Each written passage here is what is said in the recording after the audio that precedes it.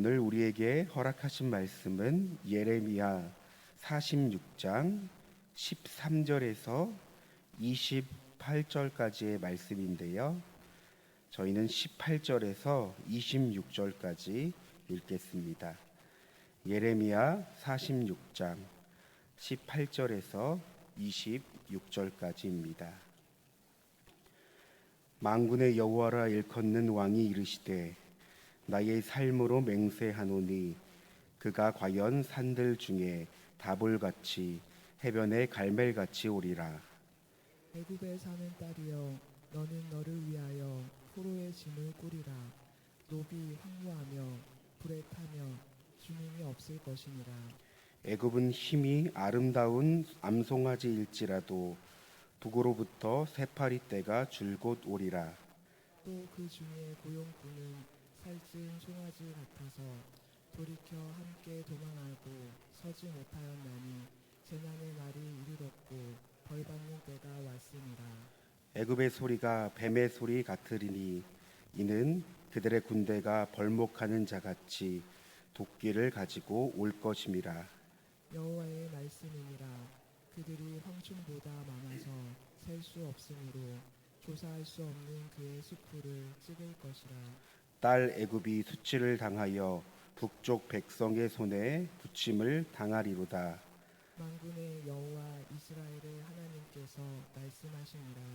보라, 내가 노의 아몬과 바로와 애굽과 애굽 신들과 왕들 곧 바로와 및 그를 의지하는 자들을 벌할 것이다. 함께 읽겠습니다. 내가 그들의 생명을 노리는 자의 손 곧 바벨론의 누부갓네살 왕의 손과 그 종들의 손에 넘기리라. 그럴지라도 그 후에는 그 땅이 이전같이 사람 살 곳이 되리라. 여호와의 말씀이니라. 아멘. 오늘 본문은 시간적으로 볼 때 예레미야 36장과 이어지는 내용입니다. 예레미야 36장은 예레미야의 서기관이자 신실한 동역자였던 바룩이 하나님의 말씀을 두루마리에 기록한 내용을 다루고 있는데요. 그는 감옥에 갇힌 예레미야를 대신해 성전에서 말씀을 낭독하였습니다. 바로 오늘 본문이 그 말씀에 해당됩니다. 한편 우리가 예레미야를 통해 지금까지 살폈던 본문들이 유다의 심판을 집중적으로 다루었다면 46장부터는 열방을 향한 하나님의 예언과 심판을 소개합니다. 성경에 소개되는 나라들은 유다 나라와 직접적으로 또는 간접적으로 관계를 맺고 있는 나라들인데요. 오늘 본문은 열방을 향한 하나님의 심판의 그 첫 번째 순서인 애굽에 관한 내용입니다. 여러분, 애굽은 이스라엘 나라와 관련이 깊습니다. 이스라엘 나라의 역사를 볼 때 없어서는 안 될 두 나라가 있는데 그 중 하나가 바벨론이요, 다른 하나가 애굽입니다. 어제 본문을 보면 46장 2절에 갈그미스라는 큰 전투가 벌어졌음을 소개합니다. 여러분, 이 갈그미스 전투는 애굽과 바벨론이 고대 근동의 패권을 장악하기 위해 벌였던 큰 전투입니다. 역사적으로 이 전투를 통해 바벨론은 신흥 강대국으로 부상을 했습니다. 반면 애굽 나라는 나라가 퇴조를 하는 결정적인 계기가 되었던 전투입니다. 물론 이때 유다 나라도 외세에 휘둘려 나라를 잃게 되는 결정적인 시발점이 되었던 이 사건이 바로 갈그미스 전투입니다. 무엇보다 이 전투로 인해 애굽 나라는 큰 치명타를 받았습니다. 따라서 오늘 본문은 갈그미스 전투에서 승기를 잡은 바벨론이 애굽 땅까지 침공하여 애굽을 치는 내용을 예언하고 있습니다. 저는 오늘 본문 가운데 특별히 눈에 들어오는 본문이 있었는데요. 여러분, 우리 18절 말씀이죠. 18절 말씀을 다시 한번 읽겠습니다. 만군의 여호와라 일컫는 왕이 이르시되 나의 삶으로 맹세하노니 그가 과연 산들 중에 다볼같이 해변의 갈멜같이 오리라. 아멘. 만군의 여호와라 일컫는 왕이 이르시되, 특별히 여러분 이 말씀은요 하나님의 위대하심을 나타내는 표현입니다. 만군, 이 만군은 히브리어로 체바오트라고 합니다. 이 말은 전능하신 하나님, 전쟁의 하나님, 군대의 하나님을 뜻합니다. 성경에서 만군의 여호와라고 이름을 일컫는 이유는 애굽을 징계하시기 위해 이 바벨론을 들어 쓰시는 하나님의 주권을 표현하기 위한 내용입니다. 여러분, 저희는 주일에 계속해서 하나님의 이름을 듣고 또 나누고 있는데요, 우리가 하나님의 이름을 정확히 알고 그 이름의 능력을 의지하며 살아갈 때 우리의 삶에서 실제하시는 하나님을 만나길 믿습니다. 그 다음 본문을 볼까요? 나의 삶으로 맹세하노니. 여러분, 하나님 자체가 완전하신 분입니다. 그런데 그 하나님께서 자신의 삶으로 맹세하신다고 합니다. 여러분, 특별히 여러 선지서에도 하나님의 맹세가 언급되는데요, 이 본문은 히브리어 문법상 어떠한 일을 반드시 이루신다는 최상급의 표현입니다. 그렇다면 하나님께서는 자신의 삶을 두고 무엇을 맹세하고 이루실까요? 바로 남은 18절 하반절의 말씀이 그 내용이 되겠습니다. 그가 과연 산들 중에 다볼같이 해변에 갈멜같이 오리라. 그라고 하는 것은 바벨론의 누부갓네살 왕을 가리킵니다. 다볼산과 갈멜산은 수목이 화려하고 웅장한 살림을 자랑하던 삶입니다. 산입니다. 하나님은 이 누부갓네살을 산들로 빗대어 표현한 것인데요, 정리하자면 바벨론의 군대가 애굽을 향해 진격하는 표현을 하신 겁니다. 다시 말해 반드시 애굽을 심판하신다는 말입니다. 민수기 23장 19절을 제가 읽겠습니다. 하나님은 사람이 아니시니 거짓말을 하지 않으시고 인생이 아니시니 후회가 없으시도다. 어찌 그 말씀하신 바를 행하지 않으시며 하신 말씀을 실행하지 않으시랴. 여러분, 사람이 아무리 진실하더라도 그 말에 대해 다 책임을 질 수 없습니다. 모든 약속을 지킬 수 없습니다. 왜냐하면 사람은 유한한 존재이기 때문이죠. 환경과 상황, 조건에 영향을 받는 존재가 바로 사람입니다. 그러나 하나님은 다릅니다. 그분은 전지전능하신 분입니다. 그분은 무한하신 분입니다. 그분은 스스로 있는 분입니다. 따라서 하나님께서 오늘 본문을 통해 자신의 삶으로 맹세한다는 것은 자신의 성품과 존재, 자신의 모든 것을 두고 자기의 뜻을 반드시 성취하신다는 강력한 표현입니다. 여러분, 우리가 그 하나님을 믿습니다. 로마서 8장 28절에는 이렇게 기록되어 있는데요, 우리가 알거니와 하나님을 사랑하는 자 곧 그의 뜻대로 부르심을 입은 자들에게는 모든 것이 합력하여 선을 이루리라. 여러분, 하나님은 하나님 자신의 모든 것을 두고 자신의 뜻 가운데 우리를 선으로 인도하십니다. 따라서 우리가 인생을 살아가며 광야 같은 삶을 살아갈지라도 여러분, 이것이 결과라고 생각하지 마십시오.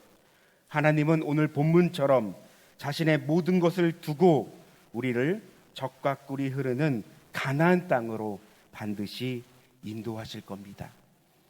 여러분, 오늘 우리의 삶이 실패와 절망으로 반복되는 인생을 살아가고 있을지라도 절대로 포기하지 마십시오. 오늘 본문에서 하나님은 자신의 삶을 두고 맹세하신 것처럼 자신의 모든 것을 두고 우리를 반드시 일으키시며 승리의 삶으로 인도하십니다. 그래서 하나님이 누구인지를 알아야 합니다. 여러분, 오늘 말씀처럼 나의 삶으로 맹세하시는 하나님을 알아야 우리가 믿음으로 반응할 수 있습니다. 그리고 하나님을 알아야 기도할 수 있습니다. 하나님을 알아야 우리가 그분을 믿고 신뢰하며 의지할 수 있습니다. 저와 여러분의 삶 가운데 하나님을 아는 지식이 더욱 풍성히 자랄 수 있길 소망합니다. 한편 25절 말씀을 한번 볼까요? 여러분 쭉 내려가서 25절 말씀을 보면 이방신을 섬기는 이들을 하나님께서 심판하신다고 합니다. 우리 25절 말씀도 함께 읽겠습니다.